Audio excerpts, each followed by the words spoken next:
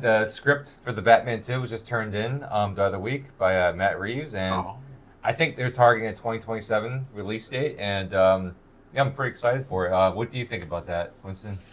Man, I'm really excited for the Batman coming out. Man, I'm a huge fan of the series. I'm a man since I was a kid. The 1989 Batman, when that came out, it was like I was only two at the time, but man, it was just like it's just been ingrained to me to be a Batman fan my whole life. So with the new movie coming out, I'm very, very excited. I really liked what Matt Reeves did with the last film. Even though it was 3 hours long, I hope he continues to do that because man, I was just sitting in the theater loving it the whole time. Nice. Very So, good. so you were okay with the length of the film? Oh yeah, absolutely. I think a lot more. It really gives a time to let everything breathe and really build on the world building and really get the character development happening a lot. You get to really soak in all the action that's going on. I saw it in the theater in IMAX, and it was an experience seeing the bat, especially the opening scene. How cool Mm. was that opening scene? Oh Oh man, yeah, yeah. yeah. It was real nice. That, Good use of color. Good use of background backdrops, landscape. Action was good. Everything was great. It was a total fresh take. It's like a good blend of vibes with the yeah, dark yeah. themes and everything. I liked it. I liked it a lot. I didn't like having Edward from Twilight as Batman. I didn't particularly care for his performance. Damn it! And I I'm think gonna he say did pretty it. good. Yeah. I Yeah. could all I could think about was Twilight. That's it. This Yeah, Batman's a I was recluse. extremely I was extremely pissed when I first heard that information that they had your boy Robert Pattinson cast. I remember when they first had the promotional pictures, particularly because his neck looked like way too small. I don't have that much of a Yes, neck too, I thought the but his same thing. I didn't think of his that. neck looked really small and he had like this big lollipop head. And even though they Yes, had the collar on there, it just looked Yeah. ridiculous. I didn't really buy him as Batman. Hmm. And I with like the movie. yeah, One thing about the Batman, when you watch that film, that's one of the only movies where you see Batman where he looks like a crazy man in a suit, and I liked it. For some reason, I Oh, really liked it. It kind of gave me those kick-ass vibes, like because yeah, when he like walked around, you can tell he was disturbed and like he had issues. yeah. But that within itself was like kind of terrifying because I'm like, oh yeah, Batman's a crazy man in a suit who goes out at night and beats people up, that's and true. that's I got that vibe from watching the Batman, and I appreciated that. I What do you? also like that he was kind of like a recluse. It was different from any Bruce Wayne that we've He's seen always a before. recluse. No, but this one he really is. He really is. He doesn't go out much. You're forgetting Batman one with what was his name? Michael Michael Keaton. Keaton. Michael Keaton sitting in that chair brooding, and then the bat signal coming on. He No, could, that he could have been doing a number of things, but he was sitting there brooding, just waiting. It's the same thing. We just displayed it differently back in the Mm. 80s and 90s. It was a lot more comical. That's true. Yeah. But you wanted a depressed, emo looking person. I guess that's what they did in that Batman, the Batman. He, What do you think about Selena Kyle, the Catwoman? he had a black Oh, girlfriend. she did amazing. She's cute, She yeah. is always Yeah, Zoe Kravitz did amazing as Catwoman. I totally bought it as her being really. Catwoman. They might have to work a little bit more on their chemistry. It didn't Yes, really feel like they had like this juices flowing I between both of agree. them. It kind of felt a Oh, little forced. But if they work on their chemistry, it can be much more convincing. I agree. As a white man, did you feel upset that they replaced that white woman with a black woman? Go. no, I enjoyed the film. I thought Zoe Kravitz did a good job. There you go, folks. It doesn't matter. She's All cute. right. Yeah, I would date her. Yeah. Catwoman Yeah. has always been black, baby. Yeah. What about Eartha Kitt? Oh, Yeah. that's true. From the '60s, Catwoman has been black. Yeah. And that's why they cast Halle Berry as Catwoman back in. It was a Oh, yeah, terrible that's movie, true. Yeah. Yeah. That did but happen. nobody has a problem with Selena Kyle being black. Yeah. Yeah, I'm that's there's fine with certain that. yeah. there's certain characters in comic books that can be race swapped where it doesn't matter, and it all is based on context. Yeah, You know, exactly. What was your favorite Batman film? out of all of them so far, it would have to be The Dark Knight. Just off of just sheer quality. Writing, cinematography, direction, everything all above was acting, everything in that movie was just fantastic. Speaking of So opening scenes, that opening scene of The Dark Knight was pretty insane Oh, as yes. well. Yes. oh, classic, Yeah. classic. What's your Absolutely. least favorite though? Least favorite, Batman and Robin. Okay. Yeah, very Yeah. underwhelming. Yeah. Oh yeah, that's Be- right. mainly because a lot of people, don't say this about George Clooney. His Batman would have been fucking amazing, but he was robbed. He was robbed of a good Batman film. Really? Joel Schumacher destroyed that franchise. But just imagine, like, say for instance, if maybe if they would have had the Nolan verse a little bit earlier. But if you got to watch Dust Till Dawn, if you watch Dust Till Dawn, and if you watch Ocean's 11, and if you really pay attention to George Clooney, you cannot tell me that he would not have been an amazing Batman and Bruce Wayne. You cannot tell me that he would have been amazing. He would have been one of the classics, but it's just that Joel Schumacher's direction, the writing, the whole staff behind that movie ruined everything. I agree 100%. It's all about the director because the actor, he would have did a great job. Did you see The Flash? Oh. What did you think about the ending scene of The Flash where George Clooney comes? I didn't know that was going to happen. That shocked me. I didn't think that was going to happen either. He was in the movie as Batman? Yeah, the last scene he comes out. He's like, hey. Why? I'm spoiling the movie for you. Why? I'm not watching that bullshit. Why did he come out like that? So it's like a multiverse thing, and Barry, the character Barry, the Flash, did something that altered it or changed the timeline, and so he's stuck in the universe where George Clooney is Batman. He was expecting Michael Keaton to come out at the end. I read that they tried to offer Christian Bale some money to reprise his role as Batman, but he didn't want to do it. Yeah. I don't know if that's true or not. That could be true. Yeah. Damn. Did Andrew Garfield show up as Spider-Man? No, we're talking about Batman. Aren't they crossing over? Aren't they Why haven't they done that? Is it a multi-billion-dollar idea? That would take forever because they have to do the amalgam storyline, and then they'd have to do that. That would be Warner Brothers and Disney would never work together on that. The next time Warner Brothers, the last time they even got together was with Roger Rabbit, and that was like a shit show when they put that shit together. So with the whole Marvel franchise and DC, it would probably be another 20 years before we even see some shit like that. Oh man. So what's the villain going to be for this the Batman 2? Did they say that? I don't know 100%. I actually don't know. I'm not sure. I know they showed a little bit of the Joker in the Batman film, so maybe the Joker would be one of the again. I hope they do not bring the Joker back. That would be. They do not need to bring the Joker back. That would be the worst decision they make. Who was the one with the grill and was that Jared Leto? I didn't see any. Jared Leto. Come on now, we done tried too many different Jokers now. What's next? The accountant, the old man, the little boy. What do you want? But you had some idea of some cool Batman villains that you would like to see in film that we've never even seen before. I think you were saying Clayface, right?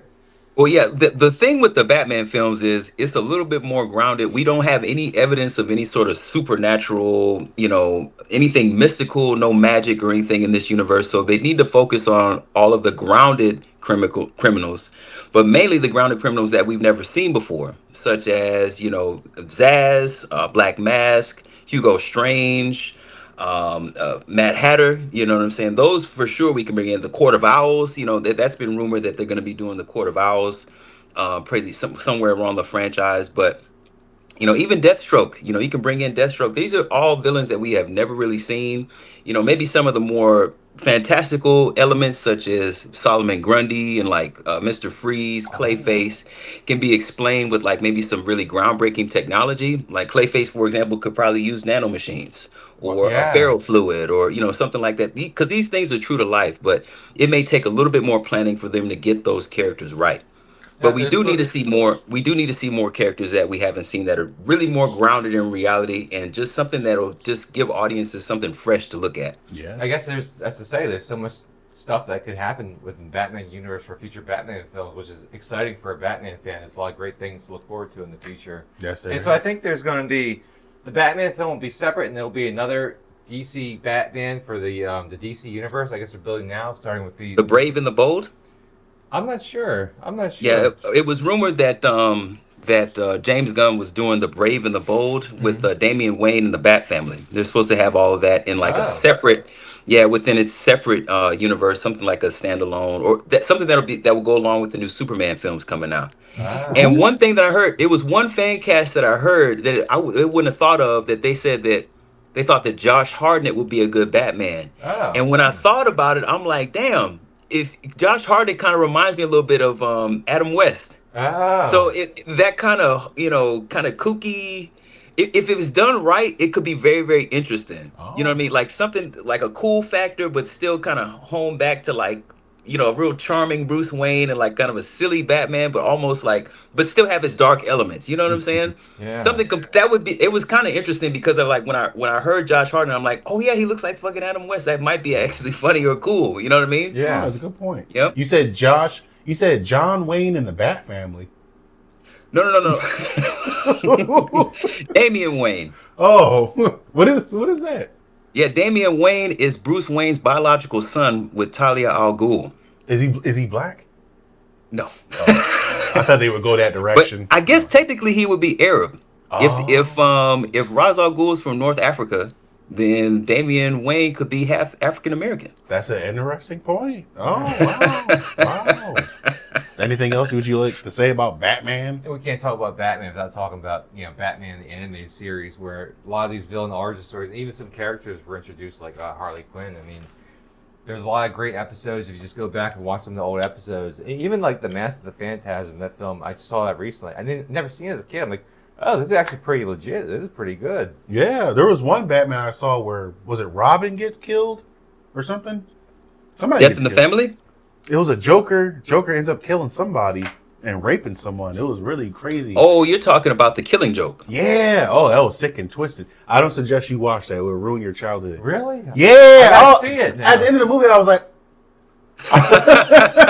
somebody got raped. Batgirl got raped, and like Robin got killed or something. Is that available streaming anywhere? Yeah, he wants to go see I it. gotta see it. I haven't seen it. I gotta see folks, it. Oh, tune in. Yeah, for The that. Killing Joke is one of Batman's most classic stories. The comic book is of course better, as always, but The Killing Joke is like a really good one to read. If you guys haven't checked it out, you should definitely check it out. But hopefully for these new films, man, my main thing, I just really hope that we get to see progression throughout each of the films. Maybe because when he started out, he was like a little bit rusty here and there. I just hope that with each film in the franchise, probably they may do 3 or 4. I just hope he gets better at everything. 3 A little or bit 4. of Wow. That'd be yeah, a great. little bit of progression with this fighting, with the suit. Yeah. Hopefully Robert Pattinson will refine his Bruce Wayne a little bit more. Yeah. His detective skills may get better. I'm just hoping for just progression. Main thing. And they need to get a better Batmobile. The current Batmobile looks terrible. The best one was Batman Forever. Batman Forever was the last one.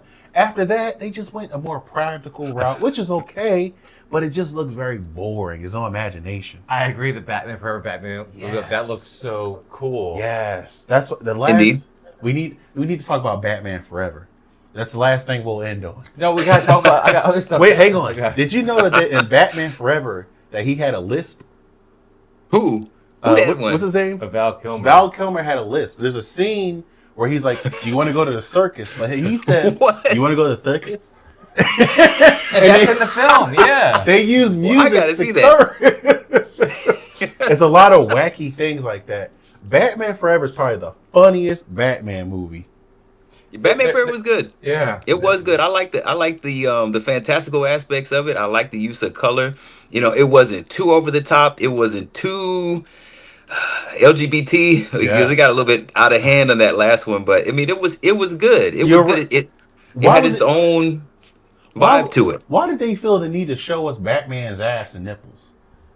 Because Joe Schumacher was gay. But why did we need to see that as kids? It's a big screen Batman's butt. Yeah, how come Batgirl didn't show her ass? Did she show? She her did. ass? No, She did. Maybe Really? She did in Batman. Yeah, she did in Batman and Robin. They had they showed hers too. Did it look good?